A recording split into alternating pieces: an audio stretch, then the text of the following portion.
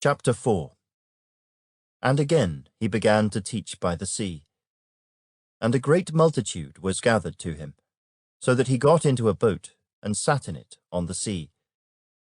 And the whole multitude was on the land facing the sea. Then he taught them many things by parables, and said to them in his teaching, Listen, behold, a sower went out to sow, and it happened as he sowed, that some seed fell by the wayside, and the birds of the air came and devoured it. Some fell on stony ground, where it did not have much earth, and immediately it sprang up, because it had no depth of earth. But when the sun was up, it was scorched, and because it had no root, it withered away. And some seed fell among thorns, and the thorns grew up and choked it, and it yielded no crop. But other seed fell on good ground, and yielded a crop that sprang up, increased, and produced, some 30-fold, some 60, and some 100. And he said to them, He who has ears to hear, let him hear. But when he was alone, those around him with the 12 asked him about the parable. And he said to them, To you it has been given to know the mystery of the kingdom of God. But to those who are outside, all things come in parables, so that, seeing they may see and not perceive, and hearing they may hear and not understand, lest they should turn, and their sins be forgiven them. And he said to them, Do you not understand this parable? How then will you understand all the parables? The sower sows the word, and these are the ones by the wayside where the word is sown. When they hear, Satan comes immediately and takes away the word that was sown in their hearts. These likewise are the ones sown on stony ground, who, when they hear the word, immediately receive it with gladness, and they have no root in themselves, and so endure only for a time. Afterward, when tribulation or persecution arises for the word's sake, immediately they stumble. Now these are the ones sown among thorns. They are the ones who hear the word, and the cares of this world, the deceitfulness of riches, and the desires for other things entering in, choke the word, and it becomes unfruitful.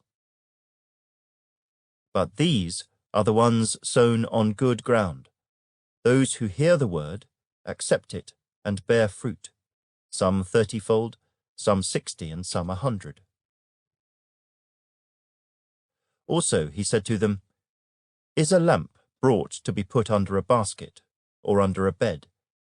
Is it not to be set on a lampstand? For there is nothing hidden which will not be revealed, nor has anything been kept secret, but that it should come to light. If anyone has ears to hear, let him hear. Then he said to them, Take heed what you hear. With the same measure you use, it will be measured to you, and to you who hear, more will be given. For whoever has, to him more will be given, but whoever does not have, even what he has will be taken away from him.